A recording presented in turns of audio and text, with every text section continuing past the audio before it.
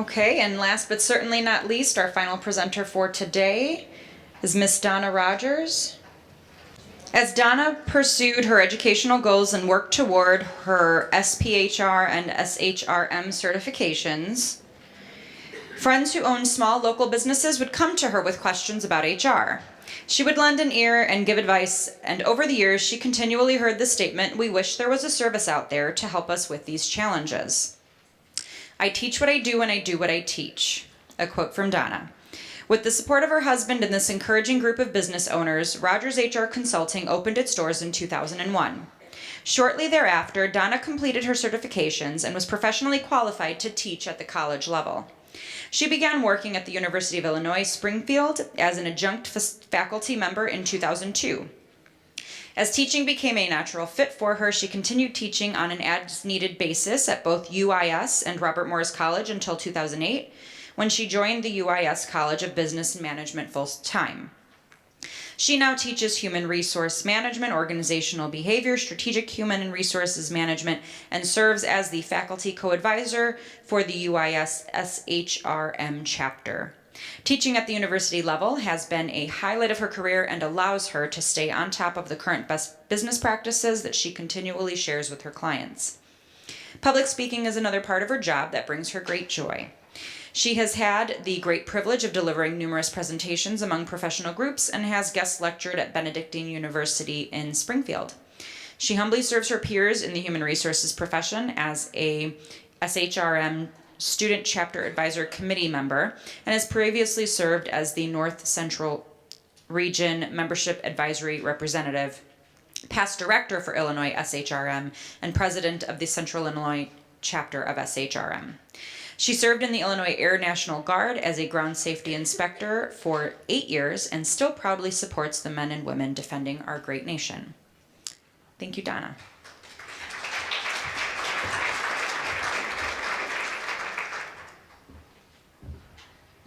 I did tell her it was too long. She could just cut it out, but that's okay.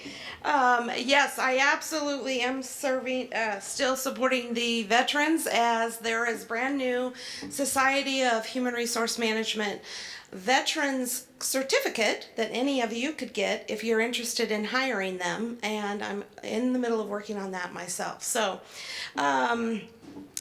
what I want to do in 45 minutes, we were supposed to have an hour, is go through very quickly a lot of slides, but in particular, 3 particular areas. I do want to mention, how many of you were in this session earlier in the week? I saw a few faces. Okay, this is not the same one. So it is different topics. I will mention to everybody that I am one of my consulting gigs is CIRMA, and all of you who are covered under CIRMA through workers' comp and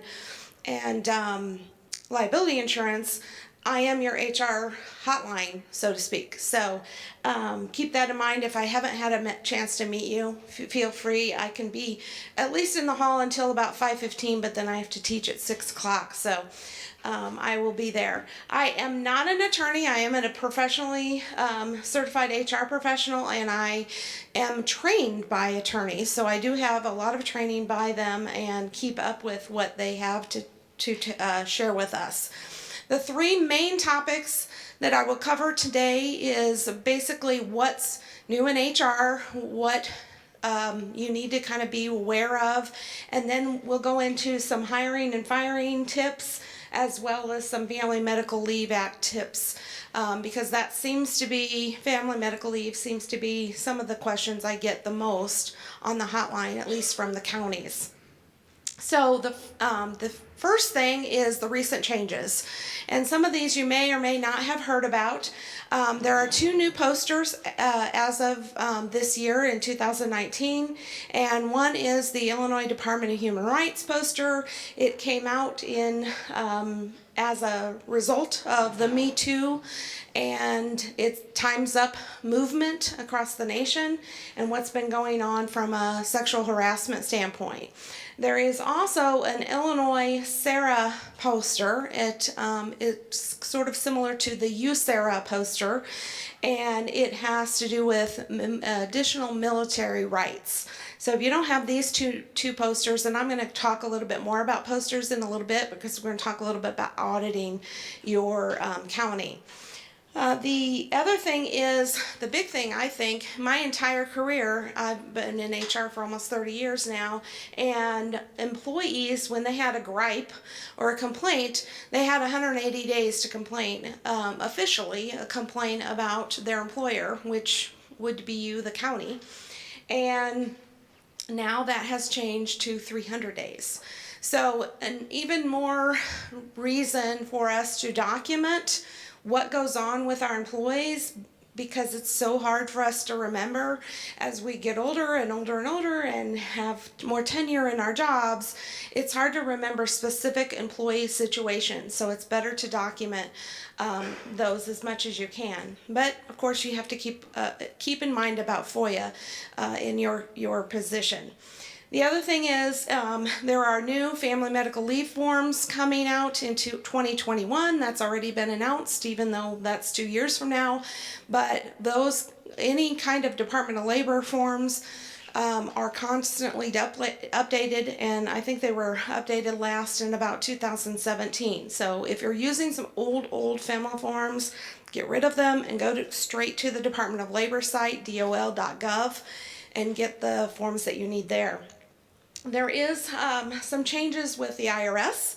The IRS has been taking a look at big companies like Google and saying, you're paying for their meals all the time. Well, we probably should be starting to count that as income.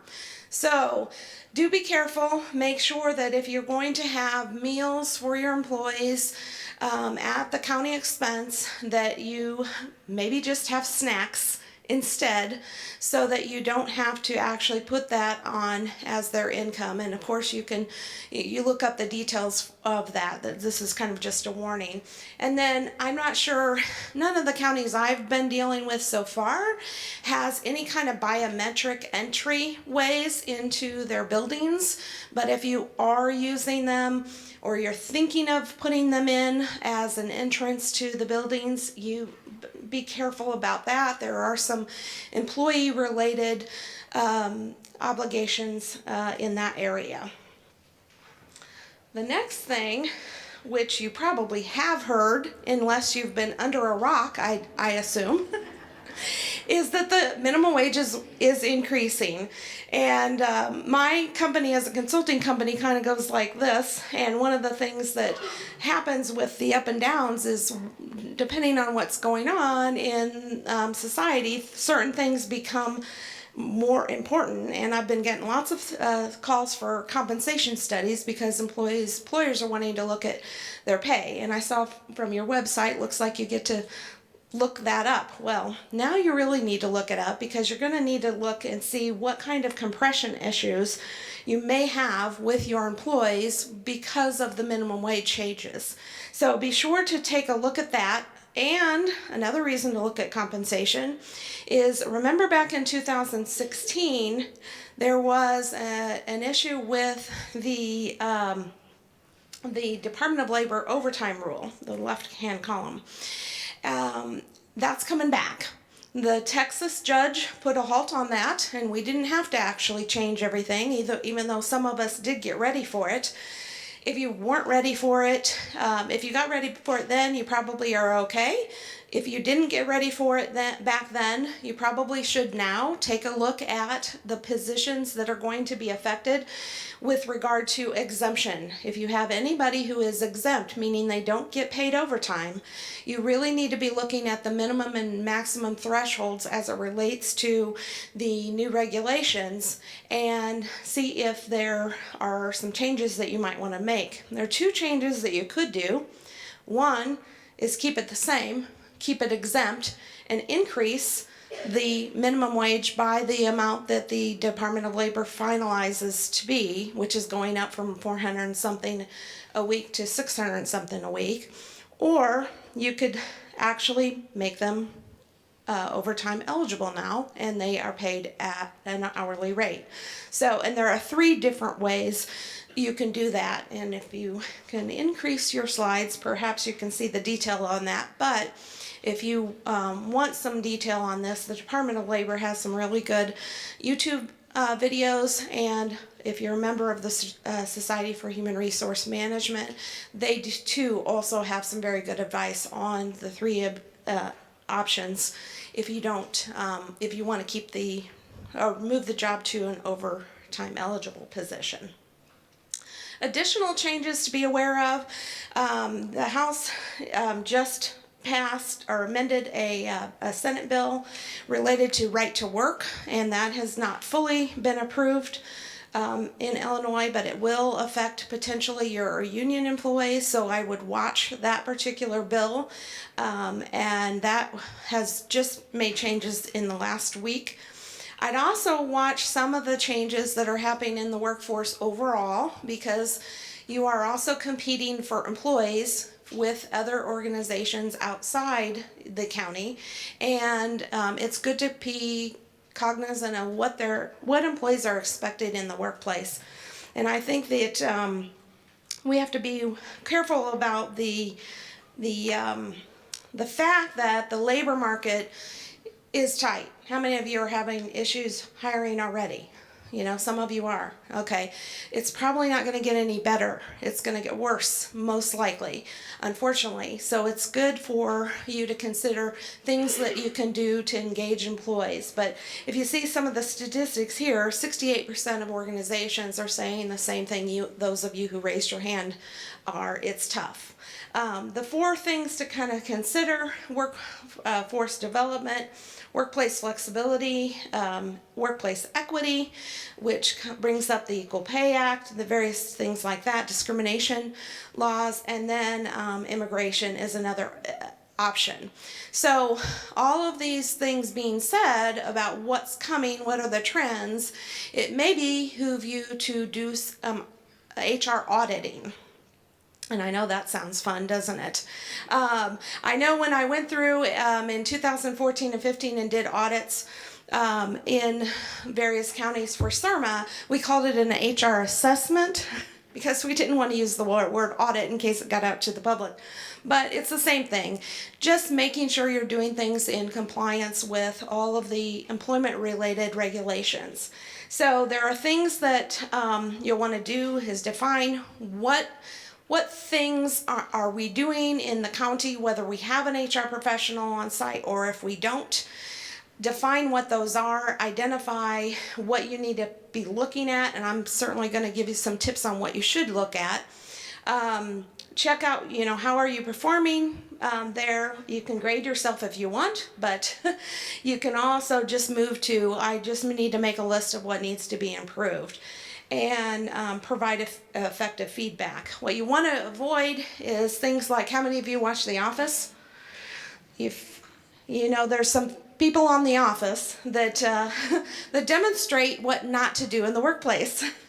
And so things, it's typically, as we just mentioned, 300 days now employees have to complain about their employer. We do want to try and avoid those kinds of things. So one of the things I previously mentioned because of the two new posters is that you need to look at potential compliance with regard to primarily the Department of Labor and the Illinois Department of Labor, who may or may not decide to come in one time and audit you. And usually those audits are, the number one reason is because there's a disgruntled employee that knows what you should be doing and knows that you're not doing it, and they've got on the phone to get you in trouble on purpose, unfortunately. So one of the things is to take a look at posters. I would beware, this is a repeat from Monday, but just to beware of how much the fines are for not having the right federal and state posters. And I know I went in to do an audit one day, and somebody had been scared, those scare tactics that those poster companies tend to use. They had been encouraged to buy $800 worth of posters, and they didn't need that. You actually can get all of the Illinois and all of the federal posters for free on the 2 poster pages if you want. I can tell you that there have been a couple of ways people have done this. One thing is it does take a little more wall space than if you go and buy the $140 posters and get them updated all the time. But you can also, if you have a local printer that can give you a good deal, you can also shrink them down to make it reasonable so it doesn't take up as much wall space. So just a hint. The other thing that I did mention on Monday too is over on the left side you'll see these apps. If you go to the App Store and type in Department of Labor, just all typed out fully, not abbreviated, you will find this app.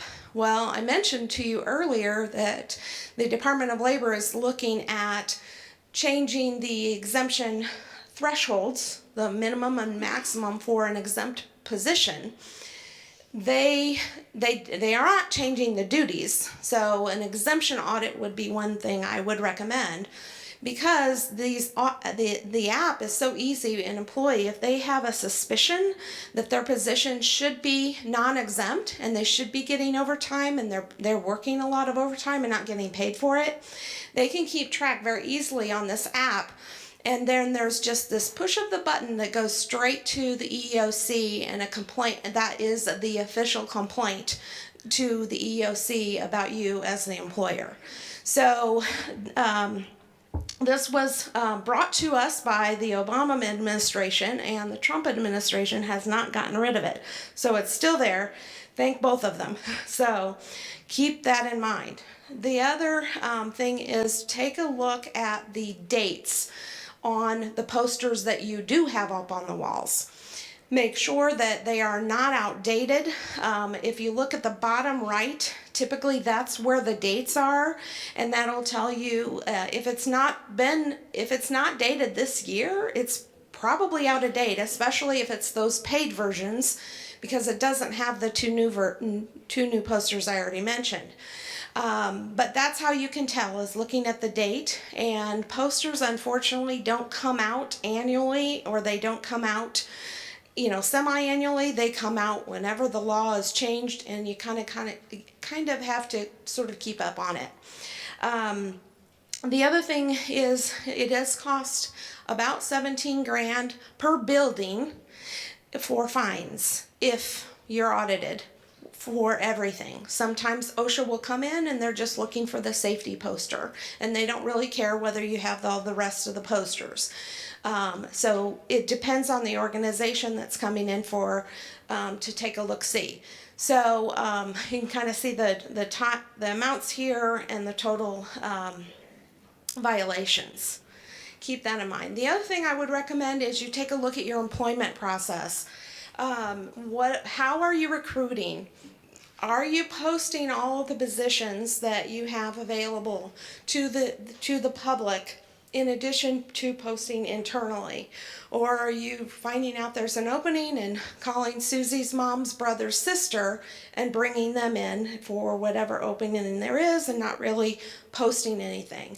As a federal contractor, even though you're in the treasurer's department, you may have other departments within your county that actually have federal contracts, like the highway department or the sheriff's department, or so on and so on. Because you're all on one payroll, that's how the auditors are going to look at it, and they won't care that just because you're in treasurer's department and you hire whoever you want without posting it. They're going to say, well, you have a federal contract in the highway department which requires you to do the posting requirement. So keep that in mind. Look at your employment process throughout the county. How are people being interviewed? Are they being asked questions that they shouldn't be asked? Any questions that potentially could be illegal? How are they sourcing? And we're going to get into that in a little bit in more detail. How are they screening, and then how are they onboarding employees? I can tell you, if you're worried about turnover and you're worried about the labor market, one thing that is key is doing a thorough onboarding process. Most employees will leave if they have no training. If they're put into their job, over 60% of employees will leave with a very poor onboarding process, or they'll leave within the year of their job. The annual tenure for across the nation right now is about a year and a half for all jobs. So keep that in mind. The other thing is, how I put I-9 on here, but really for you all, I-9 is correct. It's the EEO1 that is not, which is on another slide. It is an EEO4, but make sure you have your I-9s done. That could be another audit. Auditing your I-9s, make sure that it's complete. Some counties that I've gone into, the I-9s are sent to the treasurer's office for safekeeping. Some I-9s are throughout the whole county. So one of the things that I found is if people don't know how to fill out an I-9, from the employer's standpoint especially, that can be a huge audit issue. A lot of times when we have hiring documents for employees, we'll give them the whole pack and expect them to fill the whole package out and hand it back to you. And then sometimes that whole pack is just put in a brand new personnel file, not really reviewed. You do have to review those, because what's happening is the employer is not filling out their section and guaranteeing that this particular person did bring in legitimate documentation that says they have a right to work in the United States. And unfortunately, when INS comes in for audit, they will look at every single box. And I know there was a county I think it was in Illinois, within the last couple of years, that had $240,000 worth of fines because of I-9s. So take a look at that. Also, if you have anybody on a 1099, take a look at that. Obviously, if it's the roofing company, if it's the air and heating company, if it's various different vendors that you use to get things done with the building facilities or the land and that kind of thing, you're probably fine. But if you're paying people on a 1099 as employee, non-employee compensation, you do need to make sure that they actually are independent contractors and that they also do work for other companies. For example, if I came in and did some HR work for you, I would be able to prove to you that I have a whole bunch of other clients. There are some employers that bring somebody in to do any kind of work, and that is just sort of a little side part-time job for somebody. They probably should be on payroll and not be considered an independent contractor. And it's not just the IRS that will get you here. I've had employers that I've had to work with to help them with the unemployment department, because if you don't have them on as an employee, then you're not paying unemployment taxes, right? So they get you there too. There is a really good tool on the IRS website, and it's a 20-question assessment, and it asks things like, are they using your tools? Like, are you providing them with a computer, a desk, a pencil, paper, and all that? Or are they bringing their own? Are they coming in specifically during a set time frame that you have to have them there? If the answer is I don't know if it's yes or no. I have to see the questions exactly, but it's been a while. But make sure that you answer them appropriately so that it actually becomes you are okay to hire them as an independent contractor.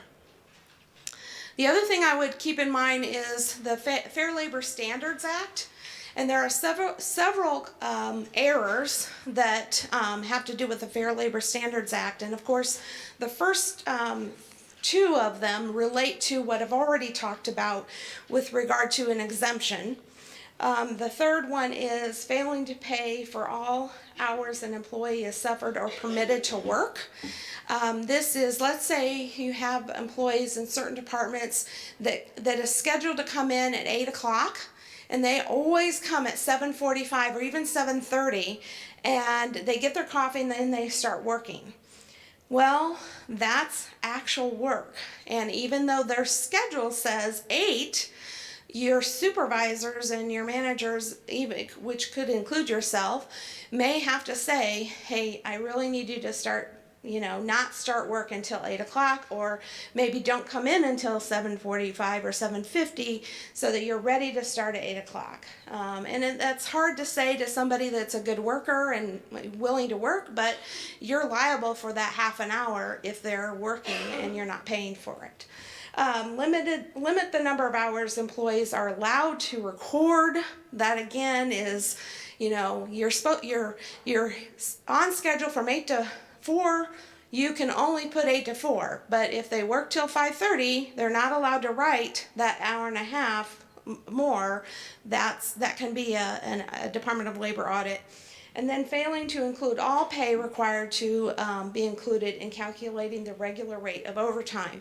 This typically comes in when an employee is in one department during the day and then decides to go work in another department at night, and then you have 2 different pay rates, and you're calculating only one of those pay rates in determining what the overtime rate actually is.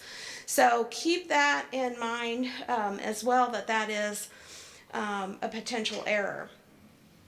Failing to add all hours worked at all establishments, making improper deductions. Let's say an employee is signed up and they took some tools out, let's say, or even uniforms or something. Or in some cases you've allowed them to have tuition reimbursement. And so they've done this communication months, even potentially years before, and said, yes, I will pay you back if I lose it or if I don't bring it back or what have you. If you do not get their signature within that pay period that you are deducting this amount of money, then you're not supposed to take the money out.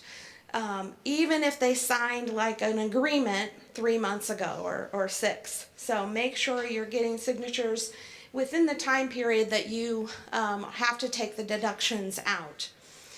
Treat all, I talked about independent contractors and then confusing federal and state laws.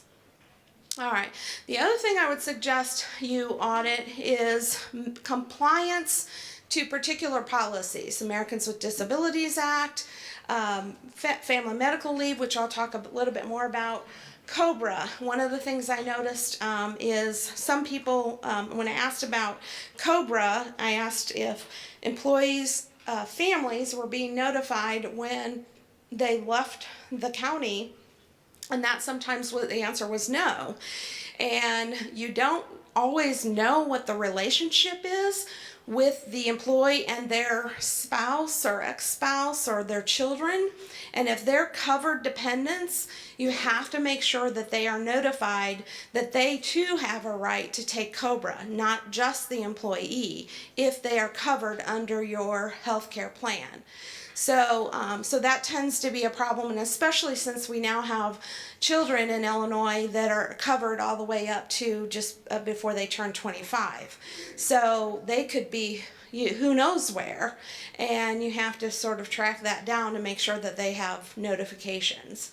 HIPAA compliance, Health Insurance and Portability and Accountability Act, that typically comes into play as an employer when you have a group health plan, and making sure that your employees who have any knowledge of another employee's health information, private health information, is maintained and kept private. So sometimes you need to do some training. I know I've had senior vice presidents come into my office fuming before because they sent out an email to their entire staff that so-and-so on their staff had an emergency appendectomy. And I said, whoa, wait a minute. Everybody get rid of this email. Do not forward it, destroy it. He was furious with me because I put him on the chopping block, so to speak, and I said, hey, I was covering your rear end because you shouldn't have done that in the first place. You should have known better. So you have to train employees that they cannot share private health information. Managers, supervisors, other employees, the only person that can share private health information is the employee themselves. So keep that in mind as well. So I mentioned the EEO1 here should be an EEO4 for you. State and federal notices and any litigation and complaints. Making sure that they are not in personnel files. They should be in separate files. If you do have an employee that has complained, it takes a long time to get things done. It takes a long time to get over that. This gives you a little bit of statistics on the time. Let's say somebody files a discrimination case. How long does it take to get through that process? What's the percentage of result in a defense or any settlement or out-of-pocket costs for settling the case? And the average cost of those costs. Illinois tends to rank right up there in the top 4 for having the most equal employment opportunity complaints in the nation. So keep that in mind. Obviously, we want to do everything we can to train our management staff to try to prevent these kinds of things. Safety is another concern, making sure that, because safety, what's happening from a safety standpoint is obviously you don't want anyone to get hurt, but on the other hand, you also want to maintain your workers' comp costs and make them, go down if you've had a lot of complaints, perhaps. So making sure you have proper signage, making sure you have proper training. There are certain departments that do require annual or biannual training on some things, primarily thinking of the highway department, maybe emergency departments, perhaps departments like the sheriff's department, that type thing. Make sure that's being done. Hazard communication, exposure control, and emergency evacuation. That kind of training should be done, and that should also, a plan for those 3 things should be documented on how you are going to respond as a county for anything like that. So most treasurer departments that I know of are in the courthouse. You're part of the entire building. So what's the plan in terms of, emergency evacuation? Where's everybody supposed to go if there is a fire? Does anybody know? Yeah, maybe for yours, maybe some are documented and some are not. The EMOD, that is if you have had a serious safety issue, how long it takes for your workers' comp rate to change. And sadly, it's 9 years. So if you've ever had a fatality or anything really serious, it takes about 9 years to get that off of your record and you're back to breathing the way you did workers' comp rate-wise before that incident. And then making sure that in certain cases you have your safety data sheets available for employees if you're using any kind of chemical within any department. These are the best places. I know that for us in HR, we don't really like all these agencies because we have to, comply with all these requirements. And but I can tell you in the last 5 to 8 years they have made these websites much more employer friendly, so that if you don't know about something and I've mentioned something but not able to go into detail, you can actually look it up. And there's a lot of good stuff, not just on their websites now, but lots of them have YouTube channels too, and they have videos that will explain and train you on these topics.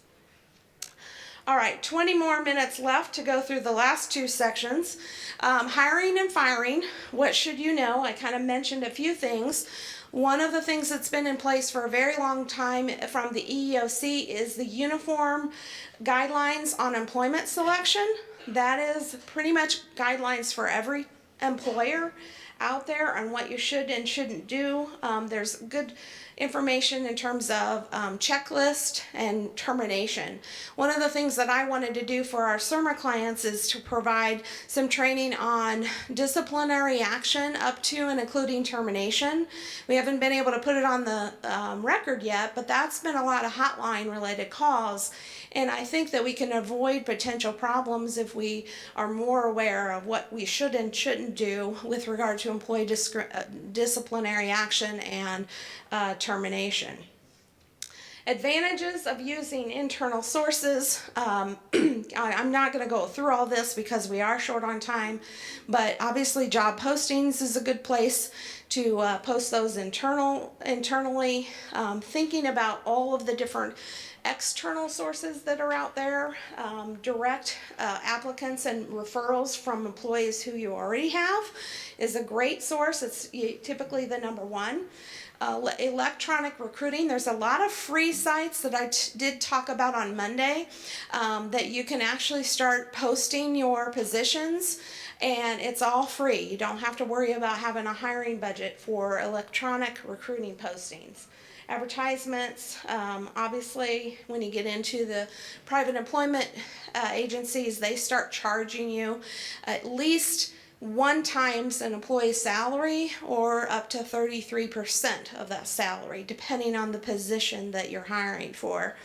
And then of course colleges and universities, they love getting your applications in their career centers so that they can share that with their students. So that's a good place to do that as well. Another thing I would be aware of and sort of do some auditing, what are all of your county elected and appointed officials using social media for with regard to employment? And if they're using social media for hiring or employee discipline or anything else, they may have to be very careful about that.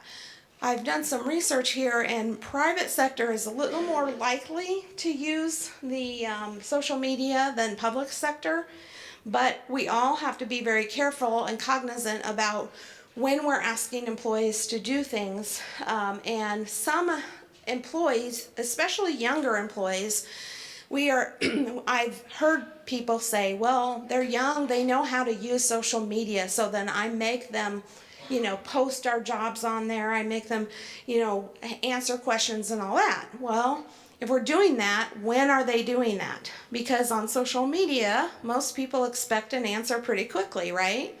What if you post something on a Friday and you have 2.5 days or so before you can get back to them on Monday, and the person that you've appointed to do this work is a non-exempt employee? Well, in that particular case, you may have a Fair Labor Standards Act issue because you're not paying them over the weekend to answer and respond to social media. So keep that in mind as well. If you use social media to do a background check, let's say you want to Google someone's name, or you want to get on Facebook or Instagram or Snapchat and try to look somebody's name up and see what they post, and that potentially is largely illegal, especially if you are not already friends with them. So one of the things you should do before that is you have to have that is considered a part of a background check. So the background checks for anything, background checks could be the social media checks that I'm talking about. It could be checking, having the sheriff check their driver's record. It could be having someone call their past employers or their references. Any of that is considered a background check or a consumer check. And that has to be, there is a Fair Credit Reporting Act that covers all of that. Even if you're not checking credit, the act itself covers all of that. And you have to have the employee sign off that a background check can be done, and you have to give them a copy of their rights under the Fair Credit Reporting Act, basically stating that they have a right to the report, especially if you decide not to hire them, or if the information you get, you decide to fire them, if they're already employed, things like that. So keep that in mind as well. A lot of cautions on background checks, and you can get too much information that could potentially be religious or protected coverage because of their ethnicity or their race or anything like that. So there's a lot of potential litigation around this area. Another thing I would suggest is to monitor access. Sorry, I can't figure out how to get rid of that. All right, access. Focus on job relatedness on everything that you do. Ensure that the person has the right to have that information. Be consistent. Don't do background checks on some people and not on others. That can be an issue. And then check conditions. The last category is training. And there are a variety of different things to train management on. It's highly suggested to do harassment and investigation, workplace etiquette training, although it's not required yet here in the state of Illinois, only for lobbyists and state employees. But it's something that you might want to sort of get ahead, because I imagine it's going to come down the pike at some point. If you are getting reports from employees of some kind of inappropriate behavior, there is a good suggested way of conducting an investigation. I've given you some suggestions here. You may want to look at how you're breaking down and evaluating your terminations. Are they primarily voluntary terminations, or are they involuntary? If they are involuntary, are there reasons? Are you doing an exit survey to find out why people are leaving your county? Sometimes people leave a county for things that they don't really want to talk about, that ends up coming back on your lap at some point. I know I've had situations where employees feel like they had constructive discharge, or what we call wrongful discharge. It's kind of very similar, but that ended up being related to a harassment situation. So asking employees when they're leaving through an exit strategy is certainly a good idea. The last thing I want to mention, and I know you're getting tired because I came in a little hour early, so I know you're sitting here for a very long time. So if you want to stand up while I finish up here, you're welcome to do so. The last thing is to talk about the Family Medical Leave Act and some of the tips related to what we call the Bermuda Triangle. That's where sometimes you have Americans with Disability Act, Workers' Comp, and Family Medical Leave all in the same case. Which happens quite often. So there are some things that you want to consider, analyzing the specific detail of it, know what your rights are from a legal or compliance standpoint, and of course you want to make decisions that are moral and ethical. There are 3 different agencies that look at this: EEOC, the Department of Labor, and then the state handles all workers' comp cases. So that's not a federal thing. When you look at these 3 in conjunction with each other, there are 8 things that you want to consider. And the first one being the employer coverage. If you have, and I suspect all of you have at least 15 employees, or not necessarily in your department, we covered this on Monday, in the county, I'm talking about on the payroll. So 15 employees for Americans with Disabilities Act, 50 employees for Family Medical, and then all employers have to handle workers' comp. You also have to consider whether the employee themselves is eligible, and this can be a little bit tricky. ADA doesn't really have a major, guidance other than the person is disabled or they are perceived to be disabled. FMLA is the one that I say is tricky because it says you have to be there for 12 months and 1,250 hours preceding the request for FMLA time. But those 12 months do not have to be consecutive 12 months. if you have people coming back, like let's say during voting season, and they come back every year to help you with voting, and they've been doing that for more than 12 months total, they potentially could be eligible for FMLA. So you have to kind of look at that detail. And then of course workers' comp, the injury needs to have happened at work. The length of time is number 3, and ADA does not specify a specific time frame. FMLA does. It's 12 weeks, or it's 26 if it's military related, okay? And there's a lot of detail related to that 26 weeks. Workers' comp, there's no specific time frame.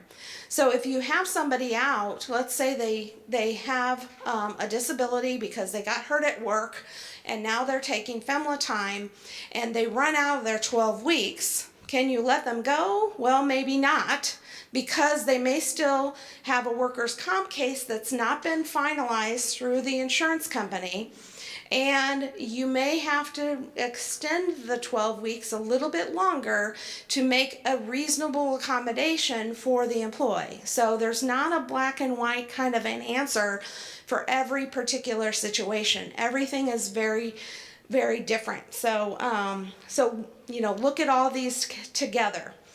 There are some other requirements. Number 4 is medical documentation, whether or not it is required or not.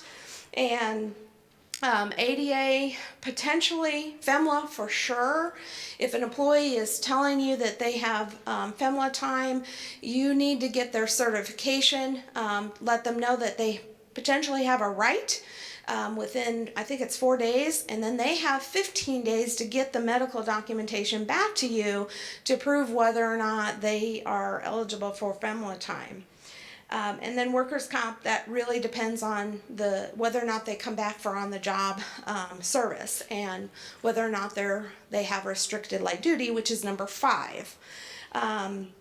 ADA, it may be required. FMLA, it's not necessarily required unless it is related to ADA or workers' comp. And then, of course, workers' comp, that's a good idea. And I always suggest that if you don't already have a local doctor that's focusing on the workplace, they work with you as the employer as opposed to dealing with the employee and their doctors, that company that works for you will tend to try to get the person back, especially if on a workers' comp, a lot faster than an employee who can have their doctor write any kind of note for them. Number 6 is whether or not a fitness for duty certification is required. Again, ADA, it is permitted. FMLA, it can't be required. And workers' comp, it may be and typically is required. Number 7, benefits. And typically, primarily we're talking about continuing health care benefits, but they could potentially be signed up for additional benefits as well. And in that case, ADA doesn't have any specific requirements, but FMLA does. And with FMLA, you have to keep them on their benefits while they're on leave, but you can ask them for a check to pay for their portion of the payment as well. So, and then workers' comp, it's not required to be continued unless it is running in conjunction with FMLA leave. And then finally, number 8 is the reinstatement. Whether or not you have to hold the exact same job for them or not. ADA, it might be required if it's a reasonable accommodation. FMLA, it is required during that 12 weeks, but after the 12 weeks, like the example I used earlier, you may not have to reinstate them to the exact same job. And FMLA is there to protect their job. And then workers' comp, there are no reinstatement rights under most laws, most state. So there are 6 circumstances. Since we are running close to time, I will just most people know the first 4. They are the primary reasons why FMLA was put in place, and they have been around since 1993. The last two are newer, and they are the ones that involve the military leave, and they came into play during the Iraq War. So number 5, a qualifying legacy leave for families of members of National Guard or Reserve when the covered military member is on active duty or called to active duty in support of a contingency operation. That is one. That's number 5. And number 6 is the care of a spouse, son, daughter, parent, or next of kin covered service member with a serious illness or injury incurred in the line of duty and active duty. So there's a lot of detail, and of course we could spend a half a day on FMLA alone, and at least an hour or two on both of those. But know that that's out there, and those are the two that could potentially have a 26-week leave requirement. And keep in mind that FMLA does not have to be consistent 12 weeks or consistent 26 weeks. People can take that time when needed, throughout the year. A day here, a day there. Think about cancer treatment, for example. You may have to go in and yourself or help another person. You may have that once a week for a half a day, and that's all you need. But, it depends on each individual person. These are some examples, and a lot of times, there are some things that don't qualify. One thing I will warn you about is just because an employee tells you, I don't want to take FMLA, doesn't mean you don't have to require them. You have a right as an employer to require them to take FMLA if they have a qualifying reason. And it protects you as an employer so that you don't have to keep employees for, days on end when you don't have to, if you follow the rules the way they're meant to be. And it does, there are some requirements that does say it is our job. And actually, just last month in March, the Department of Labor issued an opinion letter specifically on this situation where employee says, I don't want to take FMLA. You know what they're doing usually?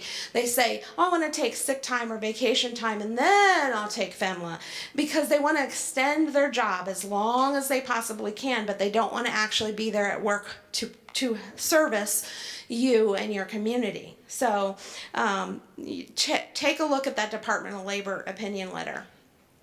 Do be careful, because sometimes communications via phone and text can be ways of getting this information. And that's it. I talked very fast and got through it all. So we do have a few minutes. Does anybody have any general questions? Yes.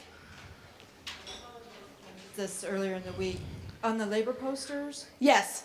I'm in the courthouse. Can they just be in a generic or a general place in the courthouse, or do they have to be in each individual office? No, you definitely don't want to have them in each office, actually, because that's an increased risk that they might be outdated. So I would recommend each building has a particular place, usually an entrance or an exit where all employees come in or out, or potentially in a break room that everyone uses. You have to be careful about the people that tend to work at their desk and things like that all the time. So, but yes, just one place. Any other questions? Yes. Can you hear me? Yes? Okay, about I-9s. Do you recommend that we keep those everybody's in a separate file in case we're audited, or can they be in each individual's? The first one. Okay. So she asked about I-9s. I-9s must be maintained separate from a personnel file. They cannot be in a personnel file. And while I'm on the subject, medical documentation also has to be kept separate. Now, in that particular case, you could have Susie Smith and John Jones back, in order, and have the personnel file and the medical file, and then the personnel file and the medical file, but the I-9s should be separate. I recommend a binder so that you can keep track of the the active versus the inactive, and then because you can purge them after a certain amount of time, and of course you got to go through your FOIA requirements, but that keeps them separate. And then how long do you think it'll be before we have to submit those, say, online or something? I don't know. I haven't heard anything like that. I mean, obviously the EEO1 is now being required with compensation reports to be online, submitted online this September.